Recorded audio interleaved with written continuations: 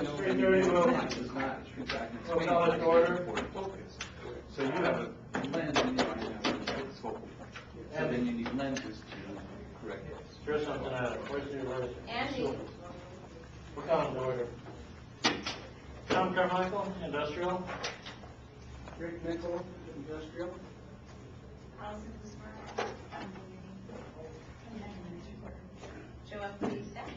Christine Ziller-Powell, Community Director. I just want to introduce you guys. Okay, I'm Observer Andy Pointer, Environmental Pointers. Ken Luce, Public. Ben Sappington, Eugene Area Chamber of Commerce. All right. First thing on the agenda is public comment. Public comment?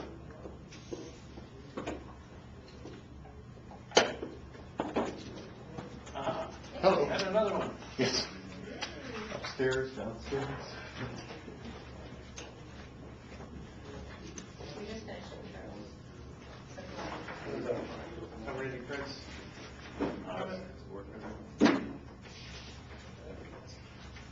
Next thing on the agenda is the minutes. Anybody have any additions, corrections, or?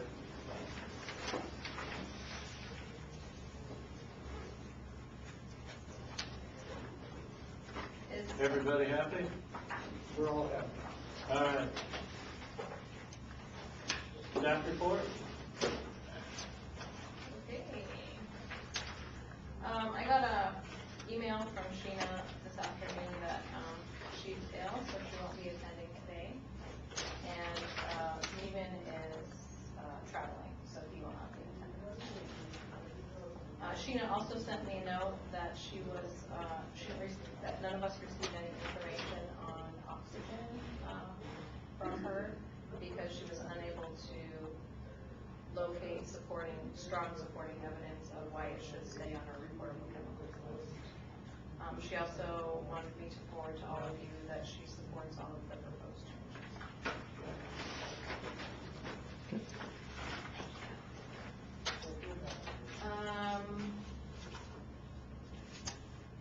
I hope everyone saw the email. If you were planning to attend the city's orientation for board members, it got canceled. They didn't have enough people express interest, so it wasn't worth it to put together. They'll be rescheduling another one really soon. Have not had any chance to do any site visits or a chance to do any more audits of reporting since the last meeting. And that concludes the staff report. The next thing on the agenda is the hazardous substance tracking instruction review. Got all of those changes sent out, and you added one more change, I think it was last night. Yes. That we had there, which is cool.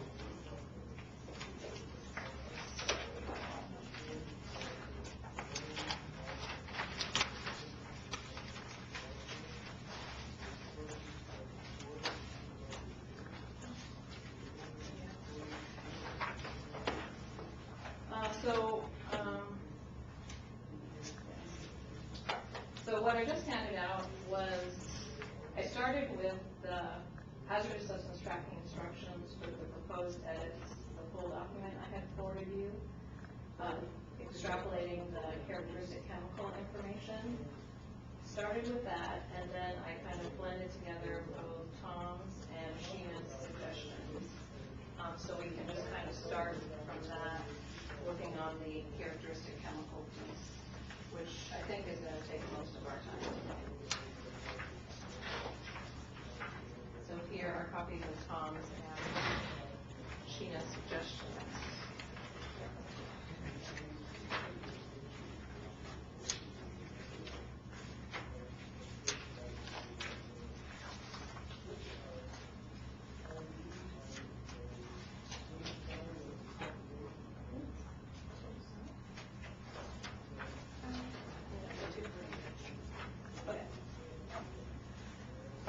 So if we go to, did everybody bring their packets of information? So if we go to the memo titled Hazardous Substance Tracking Instructions Review,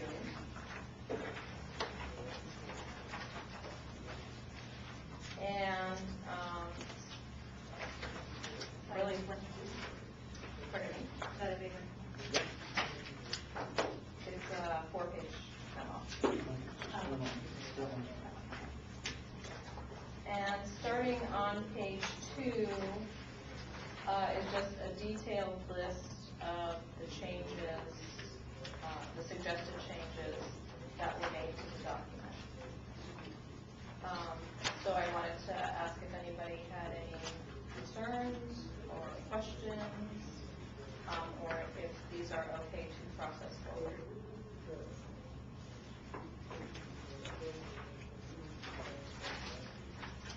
I'm happy with the changes you put in there.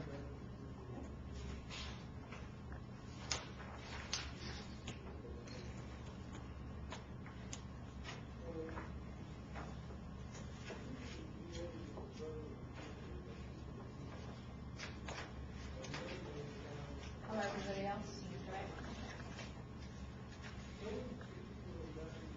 If the changes to this. The document. Yes. Okay.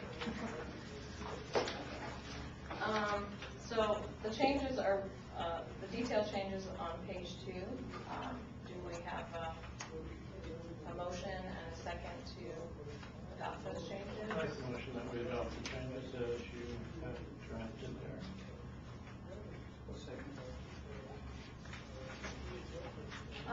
And then the next item on page 3 of that memo talks about changing our reference from SARA 302 and SARA 313 to ECRA 302 and 313. And at the last meeting, Sheena brought this information fact sheet where she felt was the best documentation that kind of described what that was. And essentially what it means is that in the industry it's referred to both.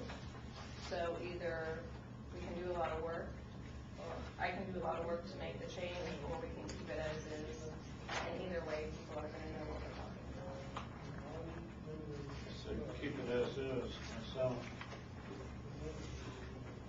Is that a motion? That's a motion.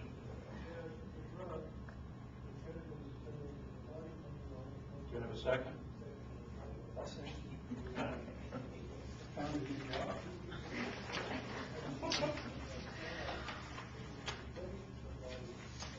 So also continuing on page 3 of the memo, in the hazardous substance tracking instructions, I added a paragraph that outlines when the document was last officially adopted by City Council, and I asked Toxics Board members to submit language for putting information in there about a regular schedule to review the document instead of once every 10 or so years.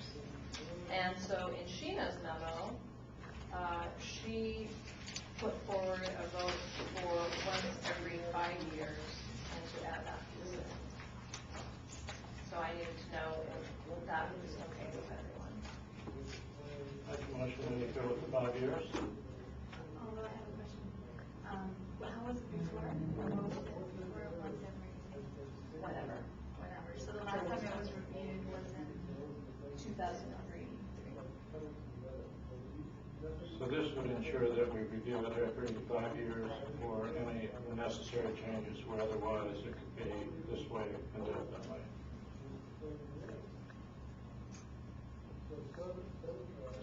From a quality standpoint, it's ideal to review your documents every 2 to 5 years.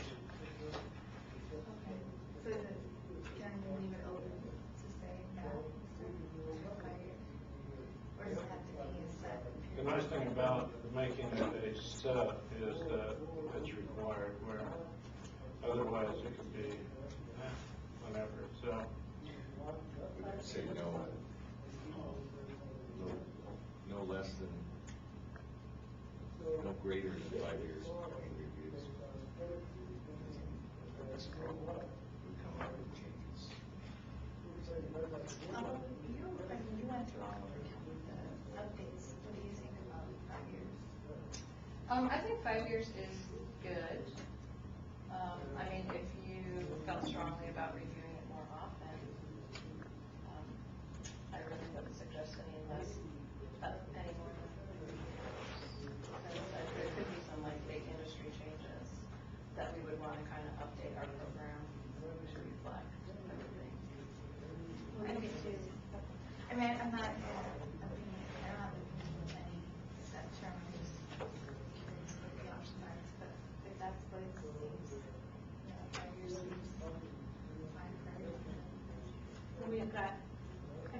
proposing every 5 years or upon reasonable demand by a member of the general public or state municipal representative. So it could be every 5 years or more often. Yeah, or as needed is basically what that's saying. But I think not at, at least every 5 years or more often. Okay. So we'll adopt that. Is there a motion to adopt that full language that Sheena submitted then? Motion. So moved. Or second. Okay, our favorite topic of discussion, characteristic chemicals. So, let's go to the draft proposed characteristic chemical language. Like this. And did anybody have any comments, questions? That's the one October 24th? Is that- Yes. Have you gone over this with the city attorney or anything? Is that- Yes, the city attorney and I spent many hours on this, and I made sure that the pieces to keep the city legally covered remained in here, and then adding in the review process. I think it's good. I think it's good. Make a motion to adopt it. Another question, this makes sense for the standpoint of person filing in court. Is there a way to better explain it to the public on our website, say an example? I think that the public will understand why these things are important, as opposed to the person filling out the report. Well, I think it's very clear that these are part of the reporting because they meet the definition. It's been determined that they meet the definition of characteristic substances as outlined in 40 CFR 261, which is, and that's part of the charter. I mean, and that kind of explains it in the first paragraph. Okay, so previously this was not defined? No, it was defined, just the process for getting them on the list was very confusing, and there was no review process. So what happened was that businesses just submitted chemicals that they thought met this definition as part of their reporting, and then they kind of became part of the reportable chemicals list, but it was very hard for anybody to determine whether or not they were supposed to be reporting on that, and it just caused a lot of other issues So at throughout the this point, reporting process. we'll have a handle on what is in this category. Yes. So I guess the simple way to explain it to the public is like this ordinance governs a list of chemicals and in some cases other things which are on the list that determined to be functionally equivalent, or, that's it. Mm-hmm. Okay, so, I mean, it's very easy to add a paragraph about that if the board deems that necessary to the website. I guess we can just take a look and see whether, cause some confusion. Well, the purpose of what we're doing here is to try to make it more clear. Yeah, no, it does make. Is there an example that anybody has of the characteristic substance? This list that I handed out, she just a few minutes ago, that's the black and white one. That is all 222 of the characteristic chemicals that have been submitted by companies over the years.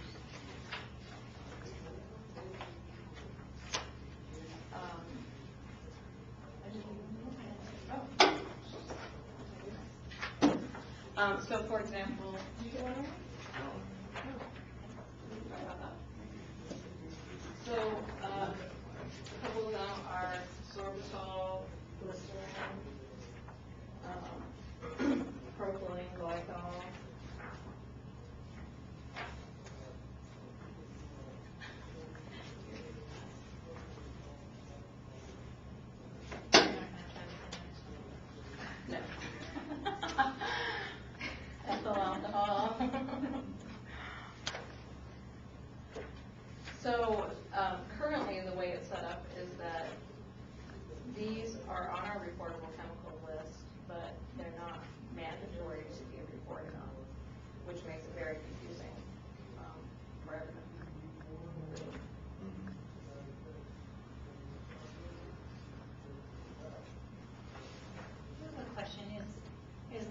entry process for if a member of the public wanted to petition to have a chemical added?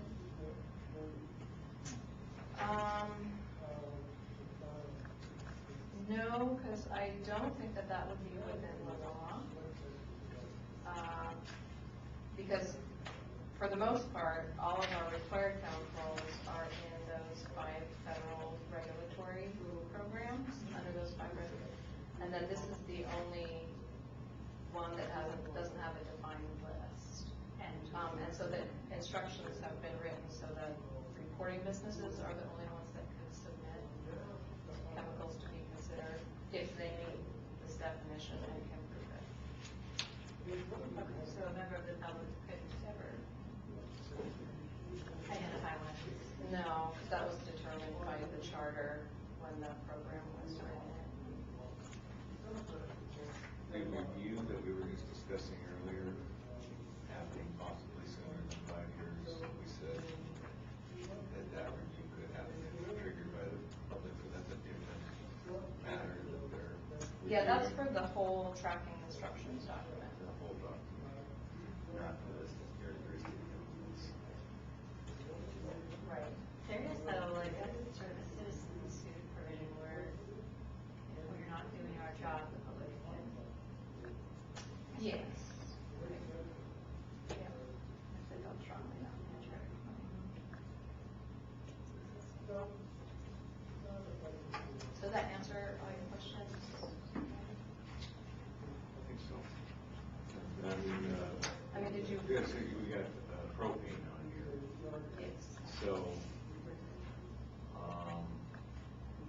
propane is not on the list of hazardous chemicals on its own, right? But because it's pressurized, it has the characteristics of, Good. so it's listed here. It's oxygen. Yes, oxygen was also submitted to be on this list in the same way, but the task force is going to be voting today whether to remove that one or not, because that and probably some of these chemicals should not really be on here. They don't meet the true definition of characteristic substances, and they are not regulated by anything other than pyrotechnic. Only in certain circumstances, unpressurized.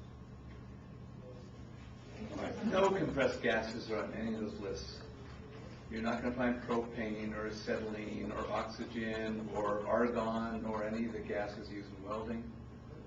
And it's not part of the characteristic, because characteristic relates to a flash point which talks about liquids, not a compressed gas.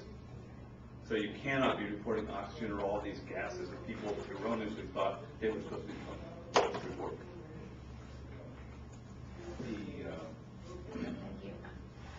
There's language about inert gases, like argon mentions. Is somebody saying that oxygen is an inert gas? Nothing to do with inert gas, it's just they're not part of these regulatory lists that Joanne described. Which are in the charter.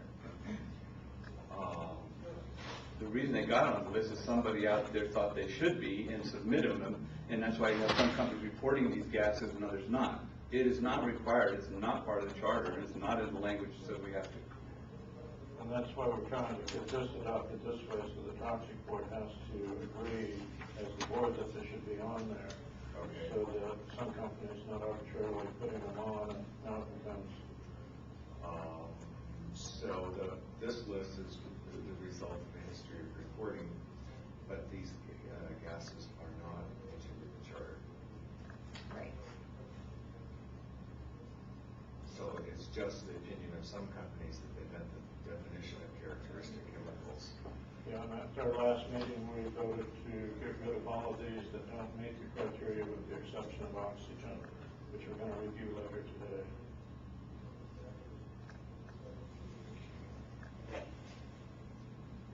So there's nothing, there's evidence some way that it was not the intent of the charter to include. Well, what's happening here with this black and white list that I printed out is that reporting companies were doing their best to follow the guidelines that the original toxic sport had provided them with in doing their part to keep the reportable chemicals list as comprehensive as possible. The issue was that there was no review or confirmation process before they actually got to be on the reportable chemicals list. So they've just been on there, people have been reporting them. There's also lots of synonyms where you had many chemicals, the same chemical under different names on that list. So Napa Solvents had 30 different entries. Did we have, like say for some of these more common ones like propane and oxygen, many cases where companies have decided that they're going to report that? What was that? There wasn't many, but there are some. Yeah, I mean, people are trying to be responsible, so. Practically speaking, it's like characteristics of hazard waste being stored in conjunction with other things would have a bearing on the potential for what kind of release in the past, which may not be what the charter or amendments specified, but functionally, Right. it's a factor. We didn't intend to regulate propane tanks for a single forklift, other chemicals along the side. Forklifts are exempt, Exactly, yeah, I read that. along with would be propane for heating too. So what we're trying to do with this is get a defined process to implement a new item on that list, so somebody like myself, what I think is best practice, doesn't put something on there in error, and now cause the other 20-some companies to start reporting it in error. Could be a dirty trick. Yeah. So this throws down this group is the one that will make the determination if in fact it should be on there. That it needs to be. This is the process we're looking at, the draft proposed.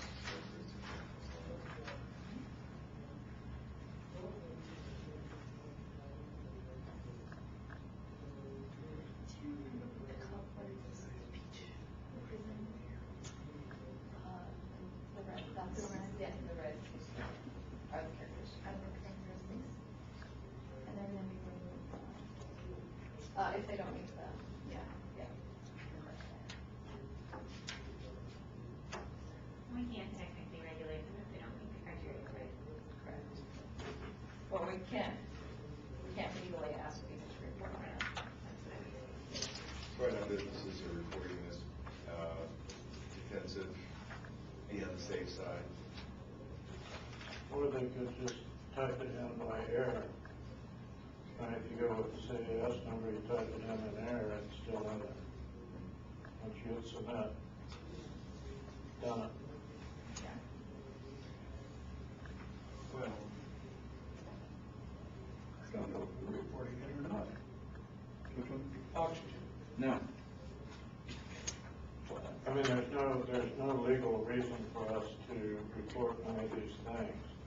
So basically what I defined in there is the process that we had to get the chemicals on should be the same thing to get it on.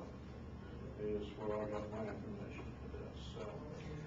well, I would like to see a process where it's still sort of a proactive burden on the companies to list something, but that does not enshrine it as forever And required. that is what this is, that they can send this in to Joe for review.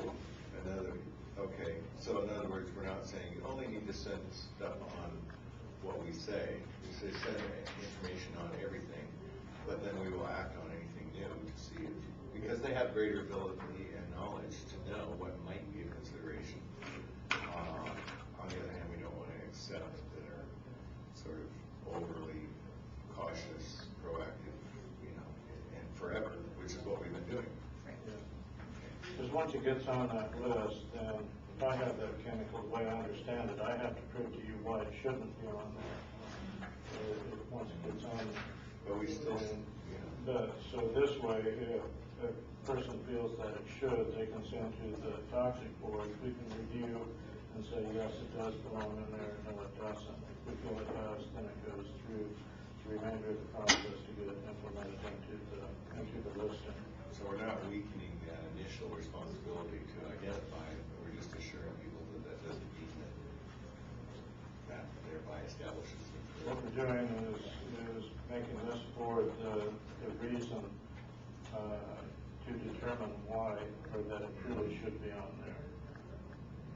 And Randy, the first sentence says, businesses are expected to conscientiously identify non-listed substances that if it were in a container would possess the characteristics of hazardous waste as defined in 40 CFR 261.20 through paragraph 261.24 authorized for every fund. So we didn't take that piece out. Okay, that's important. Yeah, for some reason I thought they only do the ones where they're in yellow. Well, not all of the red ones are going to be graded. Just the ones like propane. Is it S?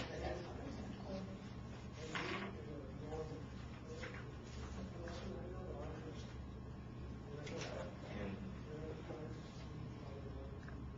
We can see why community is concerned, I guess, right? Because right now naphthalene is being reported by some of the industries and it's being emitted and people smell that. So I guess I'm just wondering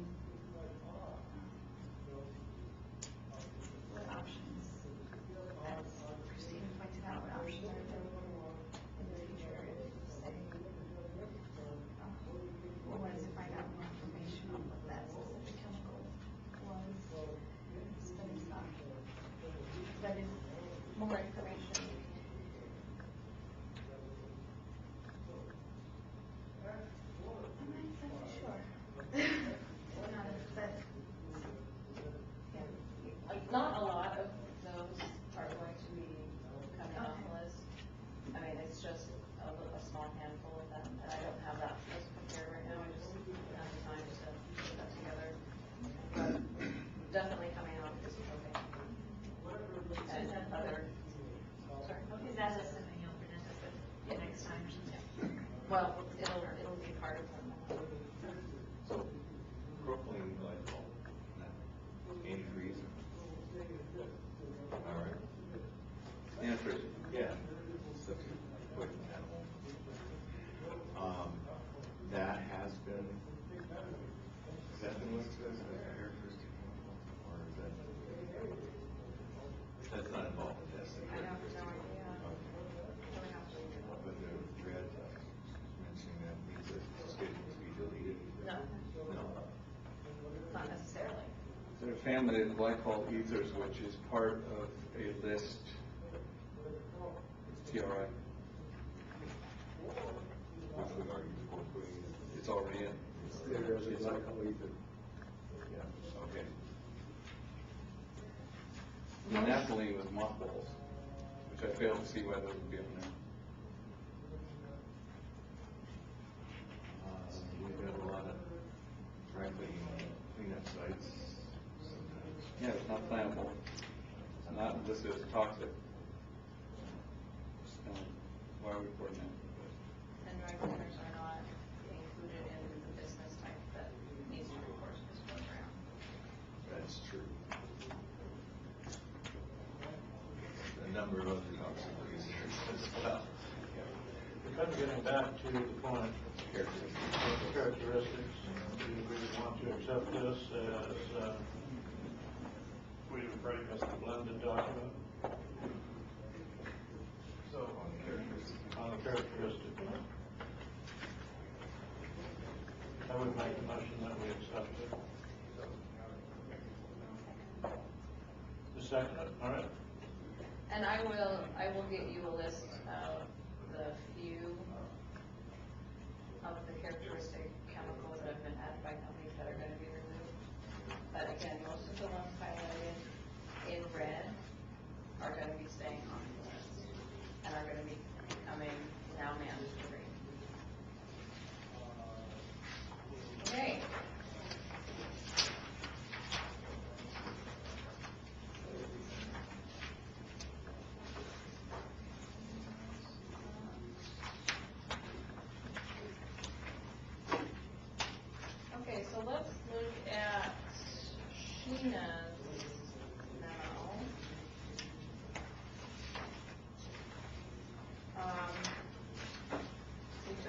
number 1A already, and taking care of 1B.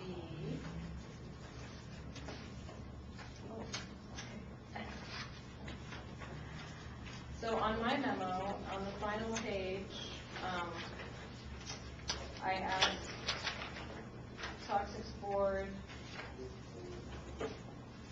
to look at page 85 of the tracking instructions and consider adding an introductory paragraph in there that invites reporting businesses to submit additional questions that can become part of the tracking instructions. And Sheena suggested, yes, add that introductory paragraph in. I hadn't heard from anybody else if that was a good idea or not.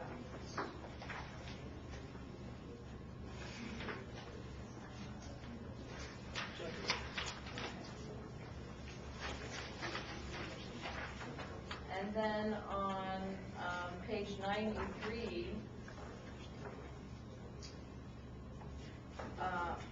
which again is in the hazardous substance tracking instructions, and this is on the marked up document.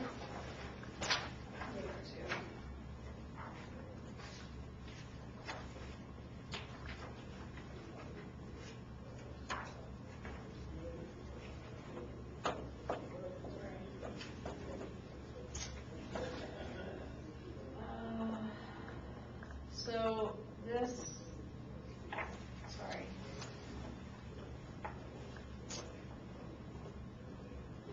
Introduction for sections. So here we talk about characteristic chemicals again. I think it would be important to match the language up to the section that we just revised on characteristic chemicals. And Sheena submitted a suggestion for yes. And she also submitted the actual language to make it match.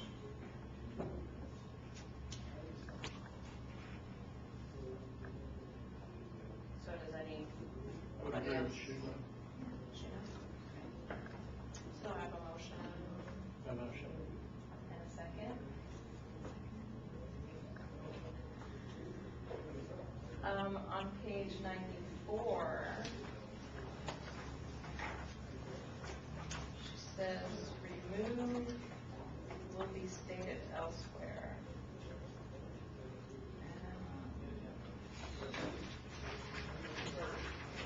So what I had pointed out at the very end, it says, in the future, the Toxics Board will develop a list of reportable characteristic substances. I believe that's what she's talking about here. And we either need to change that sentence or remove it. Can I just clarify, are we in the process of creating a list of reportable characteristics? Is that what this is? Yeah, but to me, this sentence says that it's going to be a separate list. And I talked with this a lot with the city attorney, and I think it would make it more confusing for reporting businesses if we had two reportable chemicals lists. And now if we're just going to make them all mandatory to be reportable, that doesn't make sense to me. Characteristic chemicals. Does that make sense? That makes sense. They'll still be identified on the list as characteristics. Yeah, oh yes, absolutely. So they're clear where they came from. Yep. So do I have a motion to remove that sentence? Motion.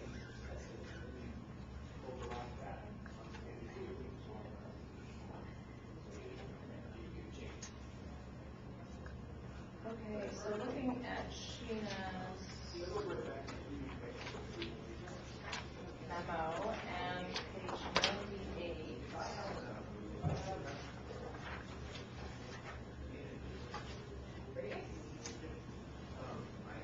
Again, it's a question about characteristic chemicals.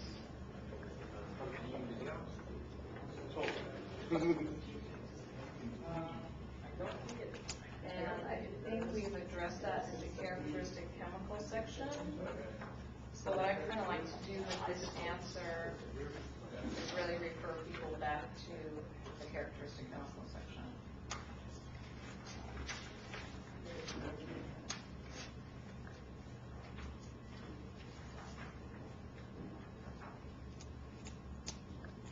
Because the answer here is not really clear and it's also not complete. So your suggestion is to strike it? No, not to strike the answer, but just to more refer people back to the section on characteristic analysis. That really describes in detail what that means and how to help determine if it is. Motion? Does that make sense to everybody? Look at page 98. Yes, of the market tracking instructions. I think I've got the right document for the memo.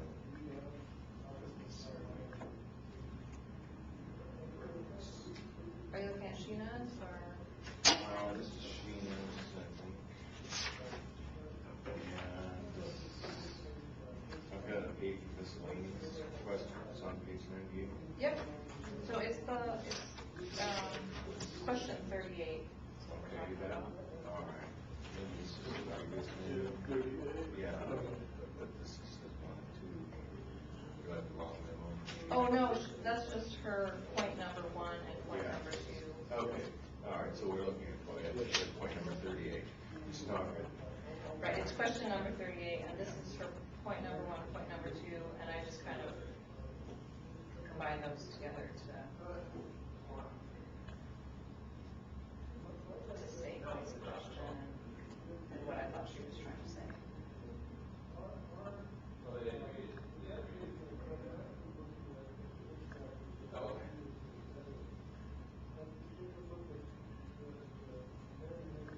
So the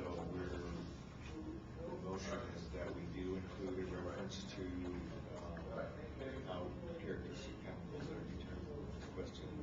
Yeah, so for question number 38 in the answer, I was just going to kind of clean up the language a little bit and really direct people back to the whole section on characteristic chemicals. Which actually aren't specifically oh no, there's says we'll consider adding specific characteristics. We've already decided. But it's something more specific in our process. Right, and it's very detailed in that section, so it would make sense to refer people there. Yeah. So do I have a second? Yeah, I'm sorry.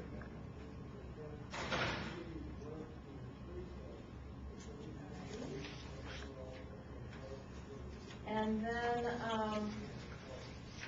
going back to page 24, in hazardous substance tracking instructions, Sheena points out that it's very confusing about the threshold limits.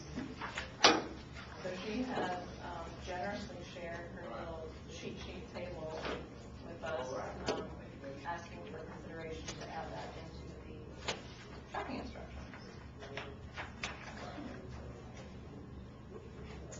And that would be helpful for me if I was reporting. So does anybody have a motion for me?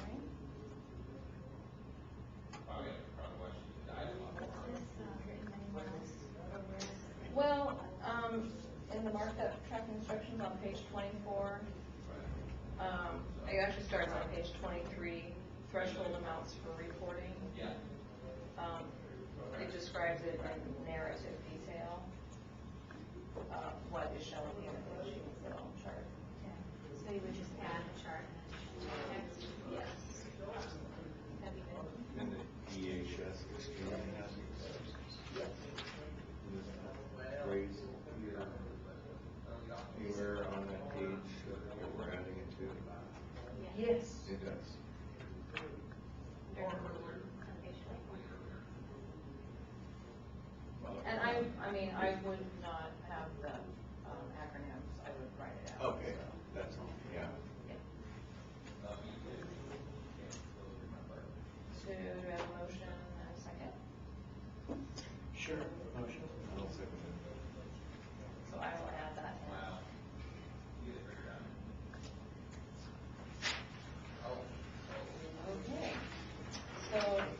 take care of the hazardous substance tracking instructions.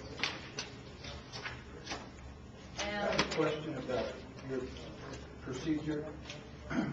I've heard a lot of motions and a lot of seconds, but I've never heard a vote. Has Robert changed his rules of conducting meetings? Or are we Well- just assuming that when we get a motion and a second, that it's just automatic? Well- Each one of those motions should have a second according to Robert's Rules of Order. Okay, I And never we went have- to Robert's Rules School, so I'm pretty new at this, so Yeah. I apologize for that. We have He raised a good point, is that the motion demands a vote, also the motions varies, but the chair is supposed to offer the motion. All right. And anybody can call for a motion to be made. I don't know that you're entitled to be, which I don't think you have yet. Oh, no, I've just been Yeah, asking for. proposing that motion, someone on board. Okay, on any of those motions that we have, does anyone dissent any of those Well, motions? it's probably, if we have record of what they are for the benefit of our procedure, it might be best. Instead of just saying them all, we should just say what they are. Agree as a package.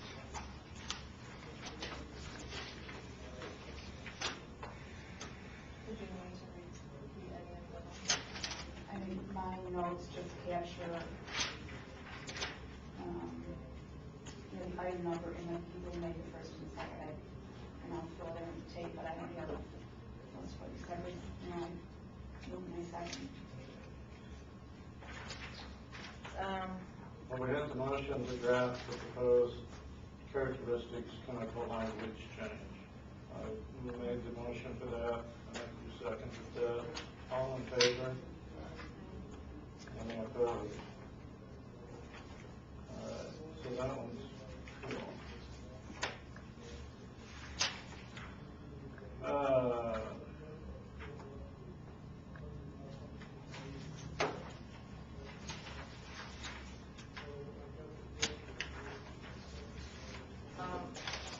So we made a motion to move forward my suggested edits listed on page 2 of the hazardous substance tracking instructions memo. Right. We made a motion to not change the reference from FPRO section 302 and 313 to Sarah, or from Sarah 302, 313 to FPRO section 302 and 313. We go with one at a time. Oh, sorry. So the second one that we're gonna have is the second page, your memo. Right here. Yep. New format, reorganize, change references.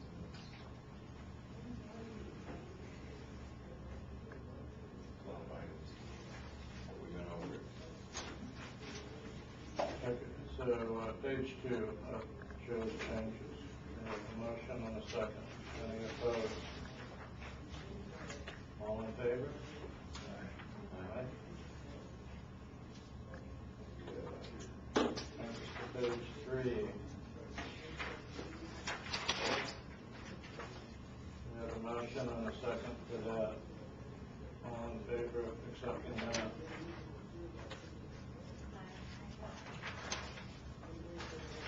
That's pretty close. Don't forget to ask for the close. Opposed? Anybody opposed? There you go. All right, page 4 is changes then. We have a motion and a second. All in favor of accepting those? All right. Any opposed?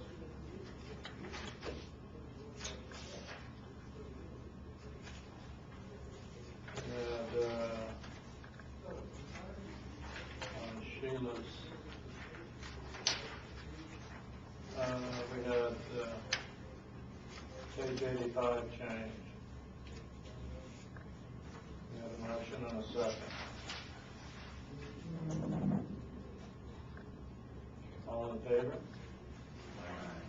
Any opposed? Page 93. Have a motion and a second for those. All in favor? Any opposed? Page 94, remove will be stated elsewhere. Any motion and a second, all in favor? Any opposed? 98.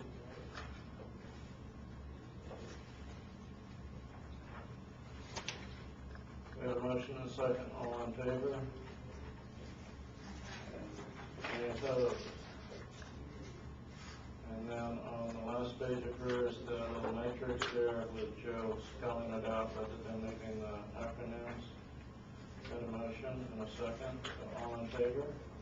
Aye. Any opposed? Did we miss anything? Nope. Okay. Thank you for your clarification. I'll try to do better at Robert's rules. Reporting of metals and gases. I think that one was where Allison and Sheila were going to look at the oxygen. I think whatever Sheila has to say. Well, and she basically mentioned the same thing, that she was unable to find strong supporting evidence that oxygen should be on our list. Is that gone on our list just because of someone defined it as characteristic chemical?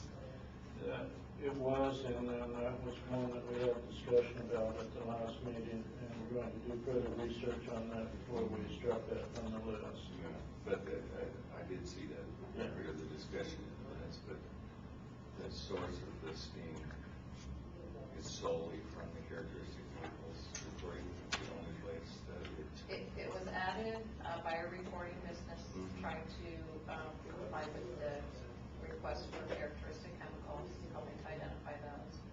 And a previous toxics board had discussed officially adding it to the list with a notation only if it's pressurized. They did make that recommendation, but it was never followed through in the process, so it just remained as oxygen on the list. because of that one reporting business's sort of defensive stance without reporting. There isn't really anything in the charter amendment that is telling us it's the intent to identify everything borderline that could combine in an accident on itself grounds. No, I mean. It's just that the chemical itself, not the conditions or the things around the other non-toxic chemicals are not. That's beyond the realm of this program. Fire code addresses those, Randy. Right. Yeah. And so we don't have any cases where something that's really not toxic is only required for reporting because it's adjacent to a toxic. That would not make it required. Okay.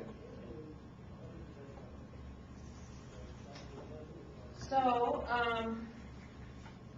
everybody can look at the memo called Reporting of Metals and Gases.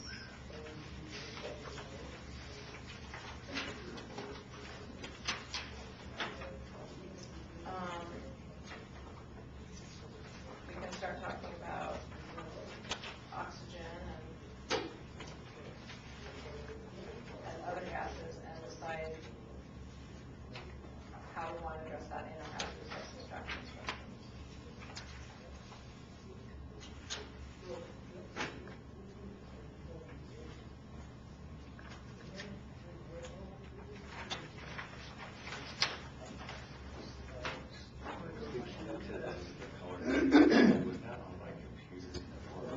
Before is that the one that identified the colors as a little key. Yeah, it's in a memo, and I also sent it to you in the mail. So it is here. It wasn't just on the computer screen. No. Which memo was it? It's part of the packet. It is called List of Reportable Chemicals. seen it, I smelled it. And I think it's like a 7-page memo, Okay. one of the longer ones.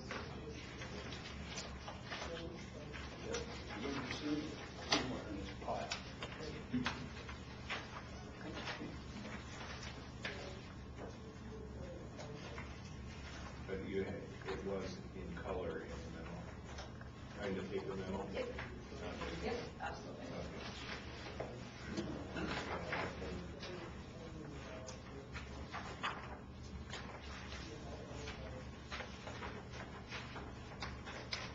Like this.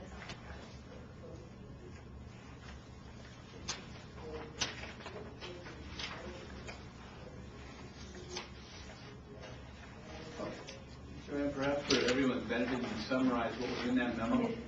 Yeah. On the metals and gases. It's a guide in colors. Okay, well, that's, We're looking. we're looking at metals and gases. So Randy, the memo we're talking about right now Mhm. is that one right there. Okay. So this one includes a summary report of all the facilities and all the chemicals they reported for 2011. And within that report, it shows the metals, non-flammable, and flammable gases. And kind of using that as a basis, I created a little chart of metals, non-flammable, and flammable gases that have been reported on and that are on our list of reportable chemicals. And then I attached a copy of Andy's email where he points out, he raised the issue that in reporting carbon dioxide, nitrogen, and oxygen, like why are we having people report on that? So data, that memo, A long time ago, March 29th. what year? this year.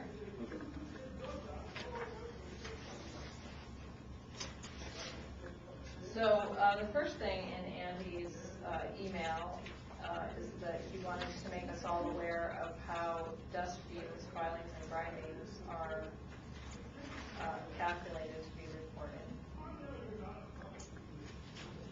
And then he asks about the oxygen and air gases. And then talks about acetylene and other flammable gases, noting propane is used for forklifts and heaters, both of which are exempt. So what I was asking from the toxics board is direction on should these chemicals be on our list or not, and do we need to clarify reporting requirements for those items? How many of the items are there because of the characteristic chemicals process? There's 222 have been added over the years. Characteristic. And these ones here, which are the issue of this discussion, are they on there A because few of those have been added as characteristic chemicals. the others are different? The others are different. Okay.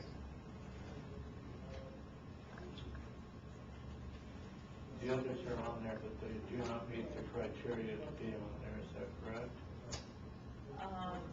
No, it's switched around. No. If they're on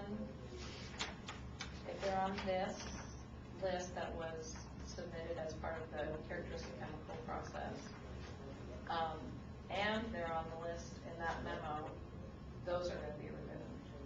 The rest will be remaining. Because the metals, the solids and everything, the characteristic chemicals are not applied to containers and so on. Well, they don't meet the criteria to be reported on in our program. But people have been reporting. Right.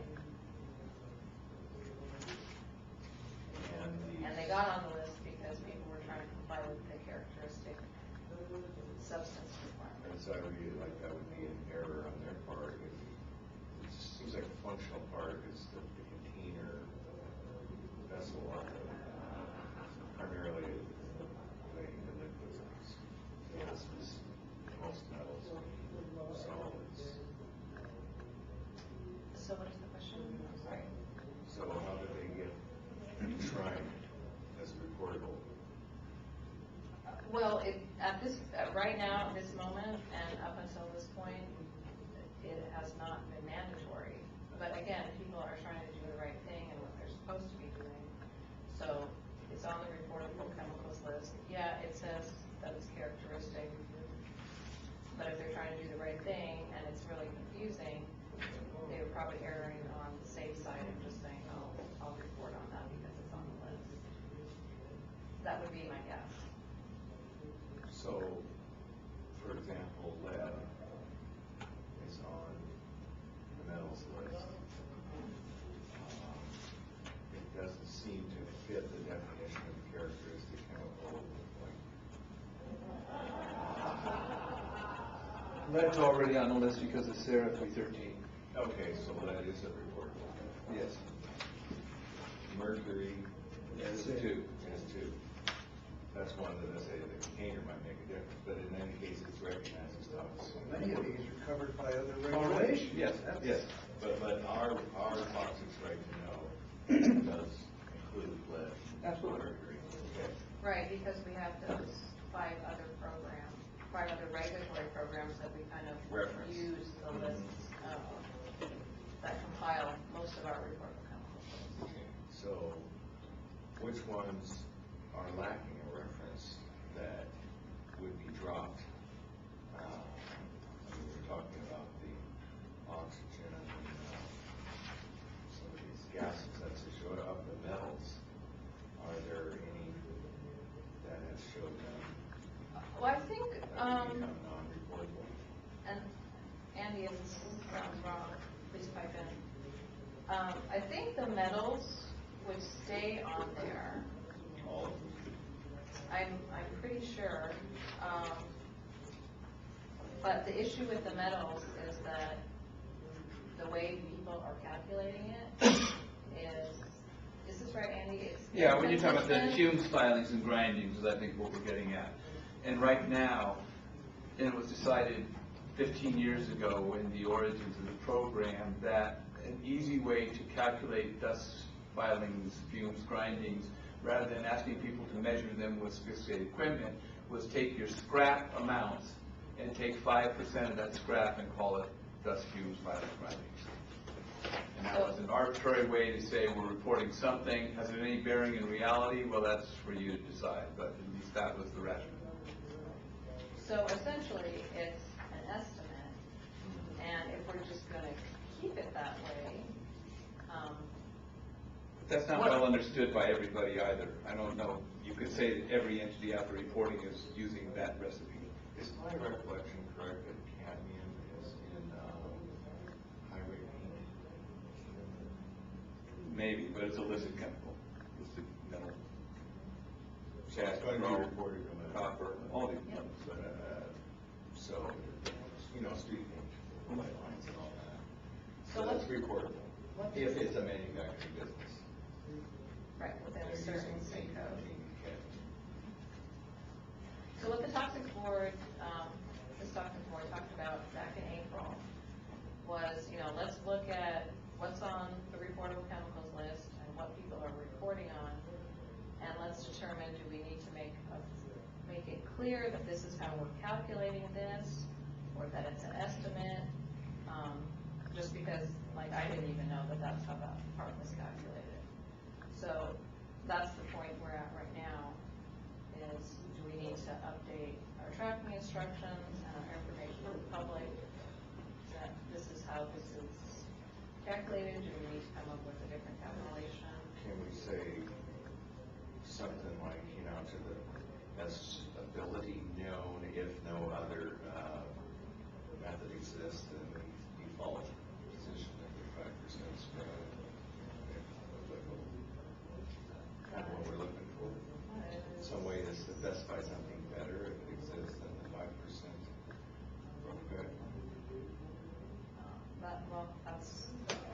you question have for the board. metal grinding, what is your preference for it? I mean, you're one that actually reports it. We actually don't have that much metal grinding anymore because I bought a laser. And it's all filtered. The filter came with the laser. Absolutely no emissions come from that laser cutting machine.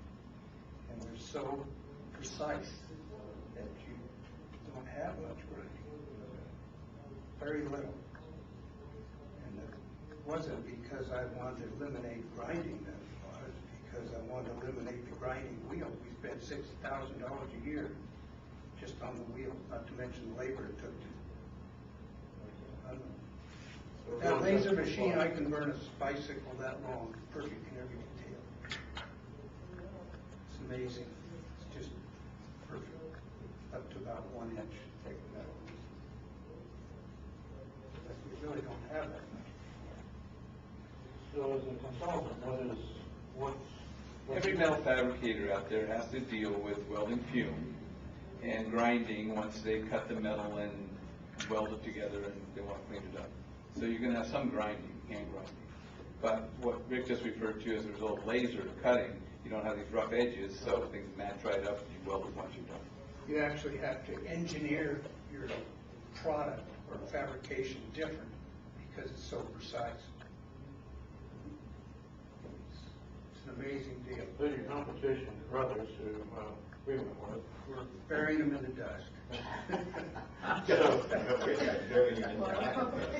No, I was, that isn't true, as I said, Mike Brothers is a good friend of mine. But, no, the laser, I fought hard to get that laser because I could see where our business was going and how we had to change or we wouldn't be around.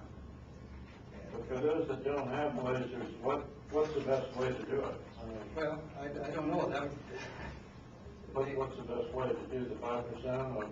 Yeah, because people will never be able to afford doing accurate measurement with instruments. Getting the instruments, doing that measurement, having it be accurate real time is nonsense. The whole idea of trying to calculate fumes, dust piling, and grindings is a huge leap anyway. grindings, you don't have dust. You have At this point, so what are you going to sweep the shop floor every day and weigh that? Yeah. I mean, the whole thing was But if you're not getting an accurate reading, why even do it? well, that could be argued, Tom. I would say that's probably a better tact in the future because it's totally erroneous. We require everybody, when we first started, 30 years ago, and I'm doing a lot more things than I am today, and one of the things is workman's comp claims. 50% of our claims were eye problems. I said, I don't understand that, because the person's grinding's got eye guard. Well, it was the person next to him, and it's particles, little particles, and you don't enter our business without eye protection and ear protection also, sound, hearing, but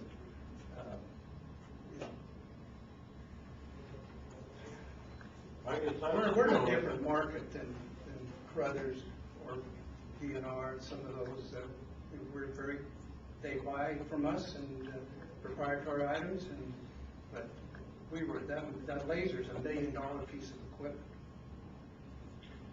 So most people don't have lasers. Oh, there's a surprising amount. There's probably 8 to 10 lasers within 15, 20 minutes of our shop. Mohawk Metals, several of them, but that's what they do. They burn, I know one of them burned a lot of parts for slot machines. But are they in Springfield? Industrial Finishes has, I can't remember what name of their company, but they have several lasers now. And the one right over, see, we're over here, right over here, they've got 3. Well, but they're not, ours is a 4,000 amp, and most of them are 1 to 2. so you can burn real metals. So a lot of the control on the dangers from the metals, it's not metals that people most directly exposed. You find out, hey, what if their bills so high? Right, there's a baghouse on that laser that captures all the fume. Yeah. And reduces So- the so emissions it's- down to exactly, zero.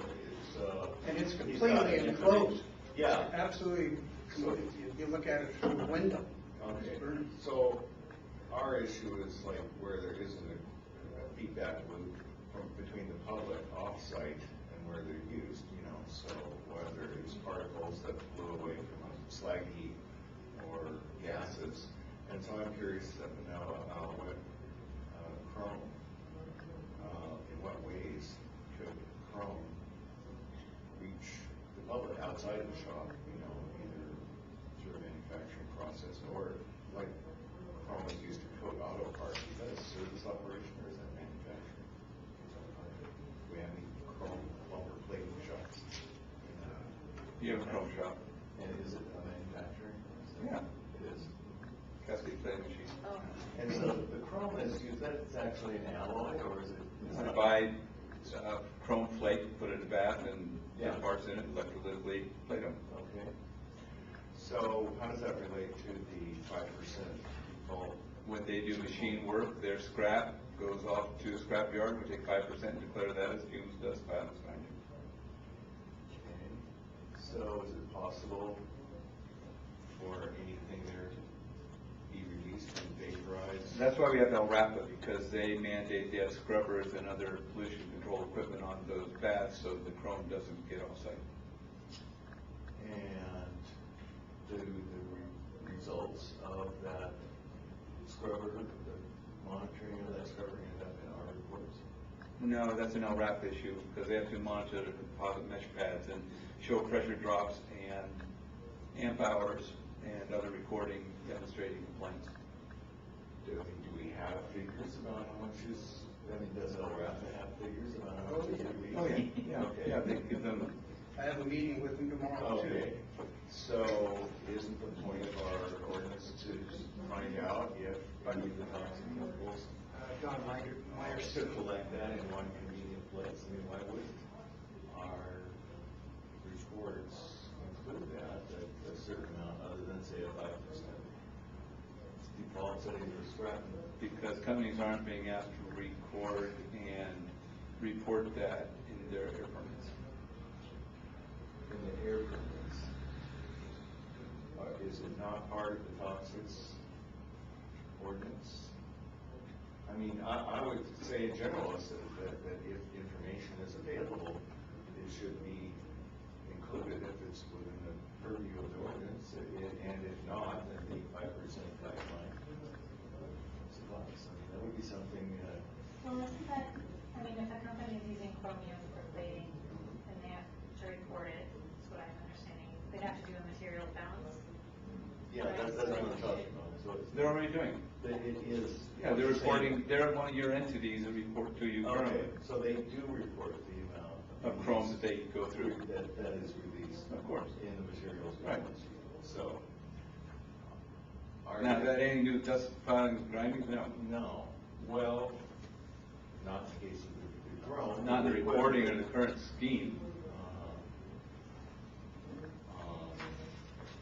Sometimes, like I say, stuff is piled up, or maybe it's not piled, but, you know, maybe presently distributed by wind, but maybe nothing on this chemical and conceivable. That's why they have an air permit, to ensure that the public outside the site boundaries is not harmed.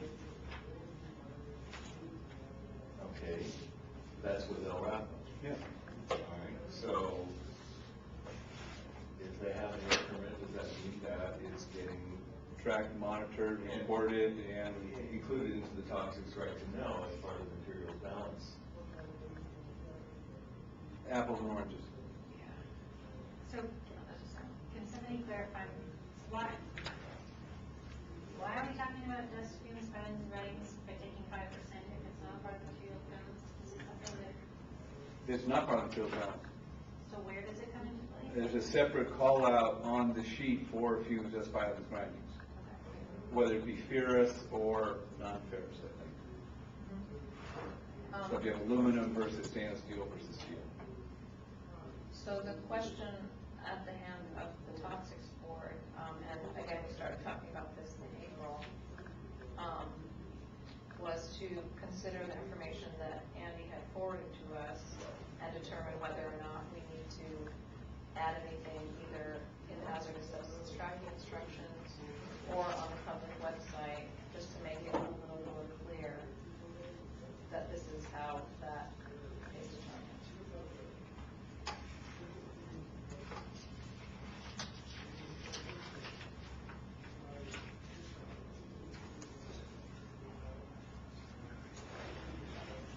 So I'll read Andy's concern. You're aware that dust, fumes, filings, and grindings are typically reported by taking 5% of the scrap value. I am not sure that that's being consistently applied with all reporting facilities. And that mandates a skewed value which is inconsistent with EPA reporting for metals. This might lead to confusion if one were comparing databases. The issue now is you have other agencies like ORAPA and others reviewing toxics data and taking it for its face value. And if we have this information based on these assumptions, then we're providing inaccurate information. So how does EPA report? They don't. They don't, at all. This was a toxics board in '97 saying we need to track fumes, dust, filings, grindings. And their invention and the best way to do that. Yeah, this was their formula for calculating. So if we put an asterisk on our website with the data that says this is estimated this way, and that would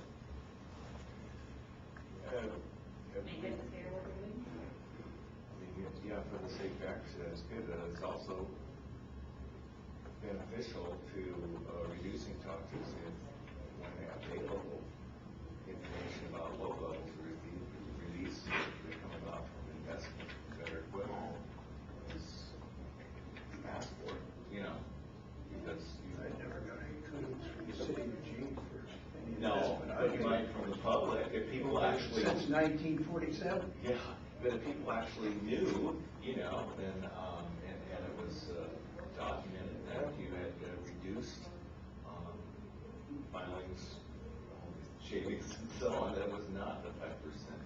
That is just, yeah. Do you work for them? No. Every time we get recognized, something bad happens. No good deed. No, goes unpunished. turning one down right now. KBL called, I'm not interested. The last time City of Eugene gave us an award, Jack Roberts called and I said, Jack, you must be running out of people to talk to. He said, no, he says, no, we really want to talk to you about that. So I went to it.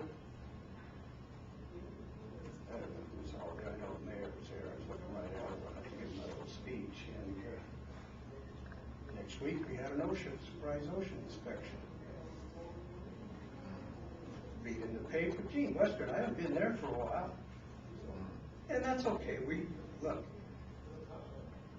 we strive to, as every business, responsible business in Eugene should, to, why would I want the toxic waste? That doesn't make sense to me in our business. And we do everything. We put in our own filter. I'm looking out my window. I have the corner office, and I'm looking at the sandblast area. Because we got in a little battle with the city of Eugene over a paint issue about 15 years ago. They gave us 30 days to vacate the premises or come up with a plan. We were fighting with the fire department, actually. Anyway, I'm looking out there in one area where we do our sandblasting. I can see the dust coming. And it doesn't always, depending on the day. Anyway, I said, boys, we better do something here and put in our filter. And we did. We built. I have a patent on the bag house. And, we have 3 or 4 different components. So we put it in and we eliminated that dust. Now I'm hearing from Andy, we had failed to apply for a permit to put that filter in, but I think we're coming, because we did it before the regulation come in, we're okay. We spent about $80,000 to eliminate the test. On our own, nobody told us to do it. So consequently, all I'm saying There's a few rewards. no, I don't want a reward. Well,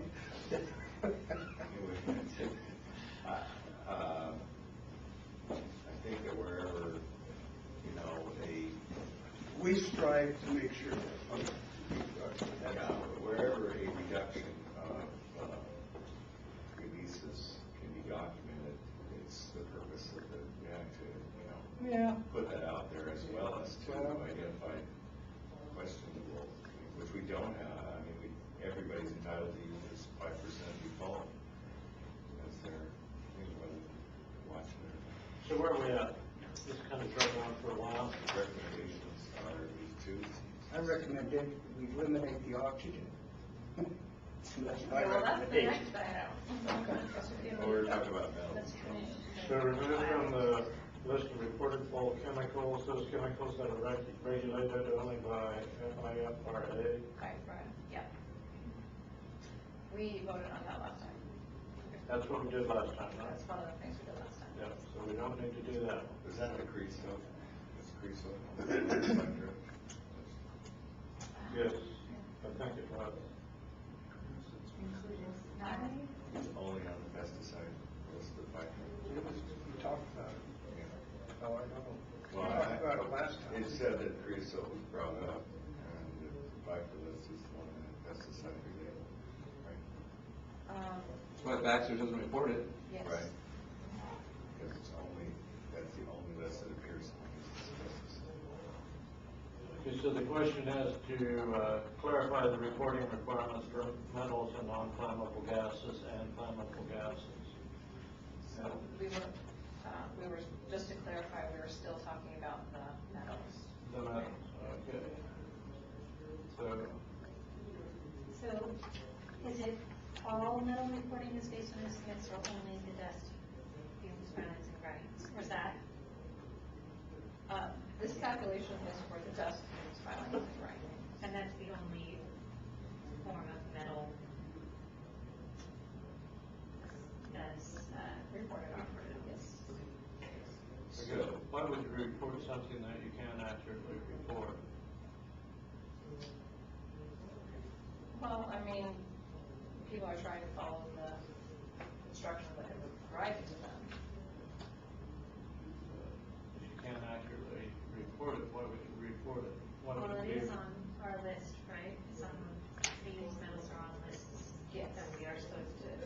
They're on the list, and this formula is provided for the calculation.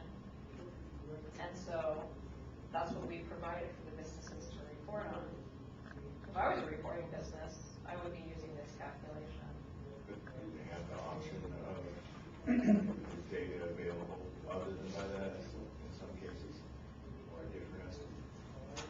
For reporting to this program, I would have to guess probably not.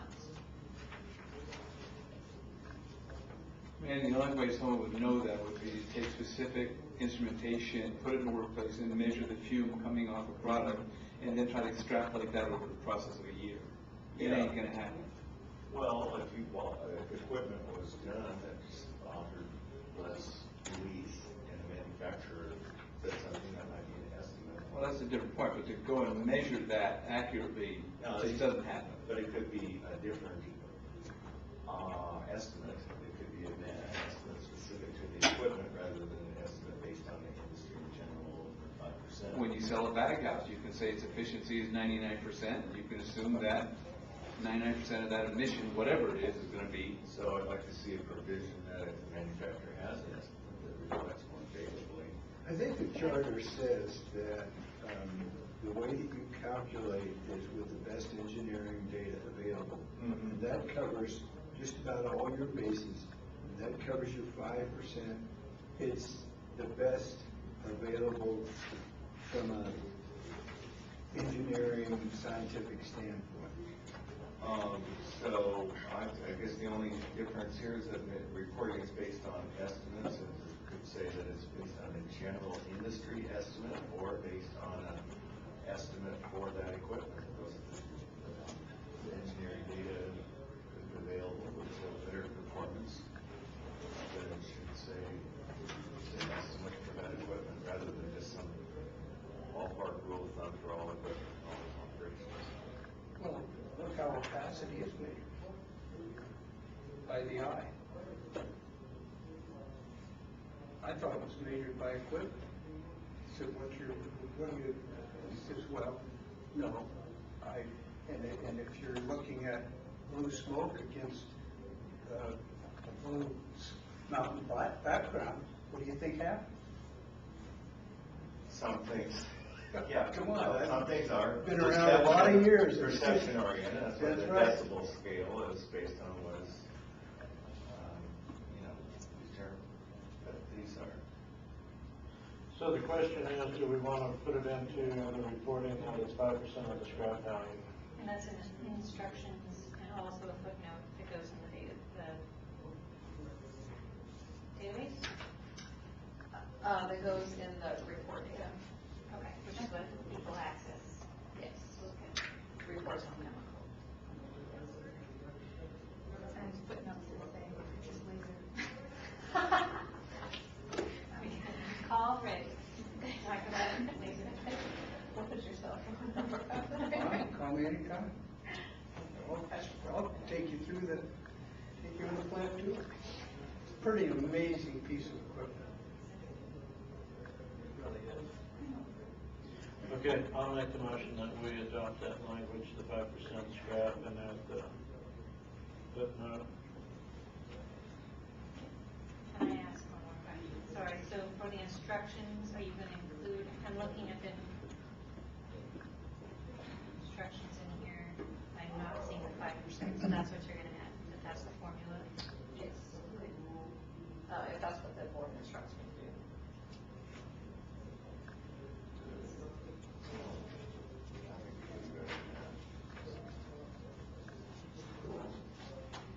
So 5% for, or best available. Well, what did we say? Just as long as admitted outside of the industry.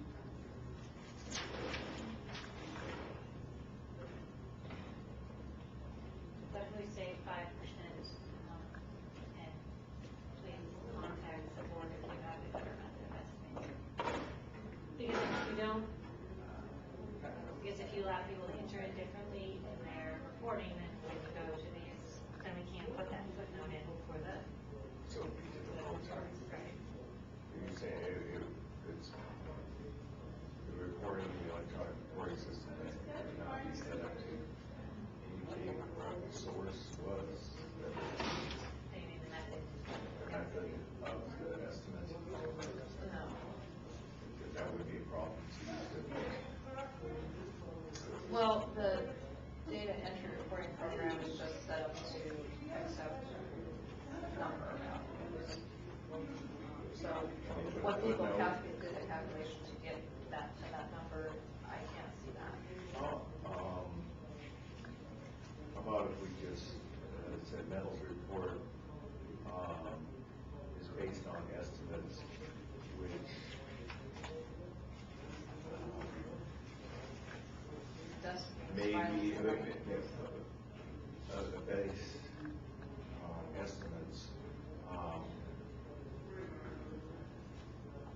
which may be generic industry but not necessarily. It can be given to us. Well, like Andy explained, this 5% was the original toxic sports formula for calculating that. So it's not So it's necessarily written. industry standard. So actually, the ordinance specifically outlines the 5% standard. No, what Ken mentioned is that the charter amendment states that's available, That's method for estimation.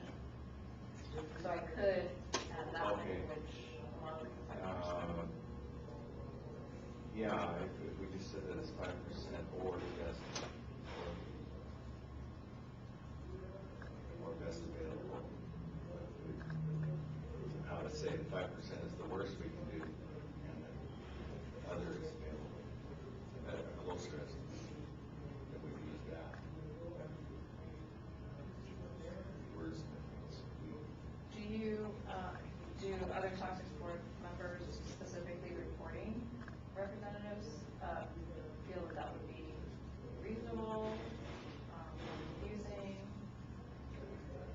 or more clear than we have now. I think it's confusing. My humble opinion. Confusing because you don't have the words down, right? Well, I like Christine Zeller-Powell's recommendations. Why change it? So just go for the 5%. Yeah. I mean, it sounds like that may overestimate It does. ours. It does. So I was just thinking if businesses like you that might prefer to not be over-reporting there. We're already, we're down to, like, anything goes into paint.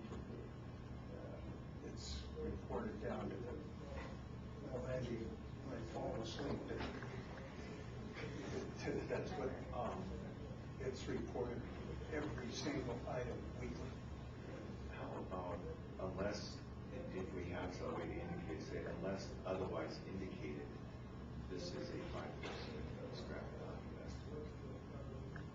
Why not go with the 5% and keep it consistent among everybody that does that type of manufacturing? I think Because that's a we big want number to. anyway.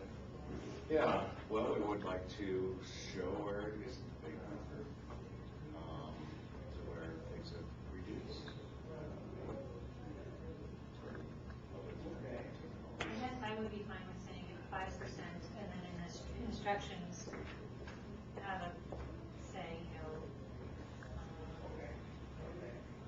something if you're, if a business is concerned that this is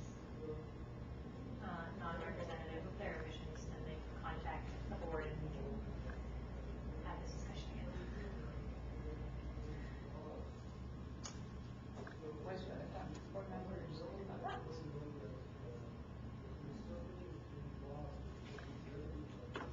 I would second that. Any other discussion on it? All in favor? Aye. Anybody opposed? Yeah. One dissenting. I'm assuming majority rules and Robert's rules. Right, All right. yes. Yes. Okay. So I will add to the instructions, the 5% scrap value calculation, and to please contact the Toxics Board if they have a different way of calculating that. And on the report data, the reports from the businesses on the chemical use, I'll add a footnote that this is based on our estimates. Excellent. So the last item is oxygen, inert gases, volatile gases.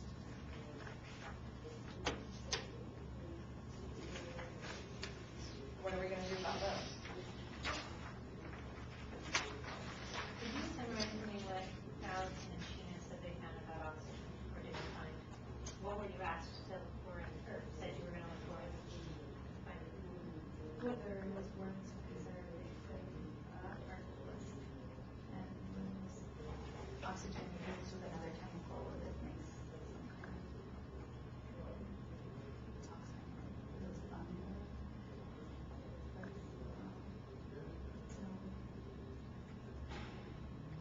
And that's essentially what Sheena said, she wasn't able to find anything further that supported that it should be on our list. And only got here because characteristic. It was initially added, yes, that's characteristic chemical. Somebody thought it was a characteristic. They were They're trying to link it with oxidizers, which would be a reactive chemical. However, it's not defined that way. And so it was a real stretch to take oxygen as a gas and put it on the list. And since somebody started doing it, others followed suit. But it could be argued that no compressed gases should be on the list because they don't make up any of the chemicals you have in your database. They're not from IPCRA, SARA, CERCLA, RCRA. Oxygen's not on those. Not on the list. nor is any of the inert gases or that we're talking about. So, you know, it's on, say, State Fire Marshal's report, isn't it? State Fire Marshal has to report water. Yeah, right. So, really? Just about. I don't Ionized. remember adding water, I remember putting sand on there. And so it's only for it's relevant really just for catastrophic circumstances. People tried to link that you have oxygen, it might combine with something and exacerbate the reaction. Well, sure, but that's not the purpose of those lists and all those chemicals. And so to say that should be included was a stretch. So it's pressurized oxygen. Makes no difference if it's in a bottle. I guess I'm confused by. Because the characteristics deal with flammability, reactivity, toxicity, corrosivity. Those are strictly defined, and the flammable gases don't fit under any of those. Or the inert gases. Or oxygen. I'm confused on page 2 out of 3 of the memo reporting on metals and gases. In that big paragraph on the top.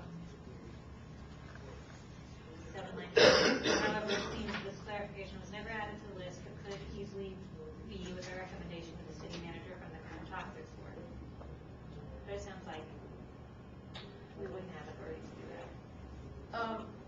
I mean, the Toxics Board can forward any recommendation, but I would caution that we be careful when we forward. And how this came up is that, again, oxygen was initially added to the list by an unknowing business as a characteristic chemical. A previous Toxics Board somehow became aware that it was added to the list, and so they had a big discussion about it at a Toxics Board meeting. And they decided at that meeting, yes, let's keep oxygen on the list, but no, only if it's pressurized is it reportable. But that recommendation of the Toxics Board never made it through the formal process. So that little note about it being pressurized was never added, and it was never officially added other than as a characteristic chemical to the list. But it's not characteristic. It's not defined. No, I know, that way. but that's how it That's got how it on got our there. list. Okay, but is it what had I'm no trying to- basis in any list, so how can we even say it can be included? Well, I kind of see the weakness of putting it on this list. For an ongoing process, you know, the materials balance sheet on the toxics, the actual toxics, should be accurate, reflecting that oxygen might be involved in that process or not. The main thing I would be concerned about as far as toxins in a catastrophic situation is really what our ordinance addresses, because we don't cover everything. The State Fire Marshal's report on emergency services kind of handle that issue, and it would be sort of impossible to make much conclusion about the hazard to an ongoing release beyond what's already cited for the actual toxins. They're either accurate or they're not if there's a process that involves oxygen. By itself, nobody lists it as toxic. Well, we breathe 21% of it. Exactly. Well, we also breathe toxic, but yeah, it's not a toxic period. It's only possibly contributing to a process, but if it's more as a routine manufacturing operation, we should know how that works, and it should be. So, I mean, my concern is that oxygen could be a factor in toxic release in a catastrophe. It's not the Toxics Board's Exactly, that's what I just said. Yeah. Right. So, No, it's true. Because by the rules of what the Toxics Board is, oxygen should not be on there. And Just I to can motion that we oversimplify strike it. oxygen on as a list of reportable. I'll second that. All in favor? Aye. Those opposed? All right. Good deal. Okay, so the only other thing, just so everyone's clear, and I guess I need a vote on it also, is that the other gases that Andy referenced and the gases, if they show up on the characteristic chemical list that was submitted by reporting businesses, those will also be removed. That's correct. That's what we agreed last time. I was just making clarification. Because they're the same situation as oxygen, they don't meet any of the requirements to be included in our program and be reported. Propane. Because if your propane is scented all the way around our program. It's not on a list. It doesn't meet any requirements. Propane is not on the list. It's not on any list, it's not characteristic of a flammable liquid. But it's, okay, so it's not listed as oxygen in the list that we referenced. Nor does it settle. Nope. So they're dangerous, but not listed under the list. They're not listed in your database of toxic chemicals, and they don't meet the definition of a characteristic hazardous waste as defined by RCRA, because that uses flash point, and gases don't have flash points. To have a flash point, you have to have a liquid that's heated to a temperature which it will ignite. Is there another need for trimethyl? Not on me. Probably. So the next thing we need to do is schedule the next meeting. November, December. About springtime. Just a thought. So did we have official motion and second and a vote on the last? On removing the other one, or removing oxygen? Yes. We did for oxygen, yes. I got one. I remembered it this time.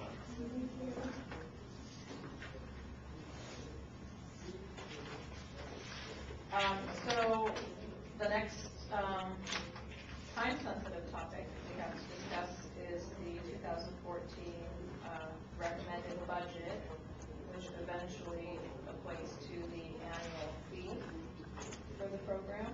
2014 or 13? Fiscal year 2014, which you get billed in 2013 for that. Oh. So we build a year ahead of time. Based on previous year's information. So I will have preliminary information for all of you probably the early part of November. So we can either have a meeting in late November, early December to review and discuss that preliminary information.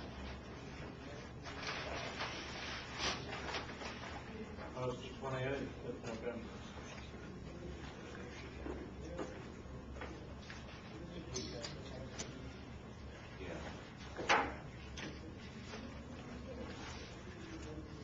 I think that's fine. Everybody good with the 28th? Is that what day of the week? That's a Wednesday. That works for me. What's that? Yeah, That work? good for me. All right. Let's go to the 28th. That's, I may be in Louisiana, I don't know. That's okay for me now. Today it is, okay. It's okay for me now too, so Start time 3:30 p.m. 3:30 sounds good. So just really quick, what's going to happen next is that in the next few days, I will be drafting a memo to the city council and to the city manager summarizing the recommendation of the toxics board on all of these items that we've been discussing essentially since April. And what I'm going to do is draft them up, send them to all of you to take a quick look at, just to make sure I didn't miss anything. And I would really appreciate a super quick response when you see that email from me, because I need to have it all finalized and to city managers and attorney's office at noon on Monday. And then what happens after that is that I go to city council on November 19th for a public hearing, and then November 26th for the council to take action on the toxic board recommendations. Is it possible for members of the public to be on your email list to get that, To get what? what you're sending to the rest of the board members?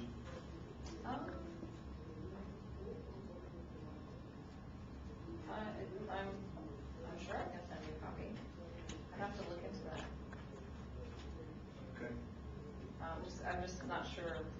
legally if that's okay. I mean, I know it's all public information, but Otherwise, I'd have to go to a board member and have them forward it to me. yeah, or make a public records request. Well, can we take, did we adjourn, or can we just take a position of providing, emails to the entire board, whenever requested by a member of the public of interest? Yes, you can vote on To that. be an interested parties list to establish without charge, so if they don't have to file freedom of information. Okay, I'll move to establish an interested parties list. I would just like to make a caveat, I'd like to check legally, I mean, because I'm still like, kind of new at all this stuff too, just to make sure that that's okay. That the board can still vote and I can let you Okay, know yeah, once I find yeah, out. I think that was a good board meeting. Oh, the orientation? The woman who was so large, she was good. Yeah. Transparency and openness is favored, so that's not the motion. Oh, yes, and that's my own personal model. So we have a motion, is that correct? To establish that, I will second that. All in favor? Aye. Any opposed?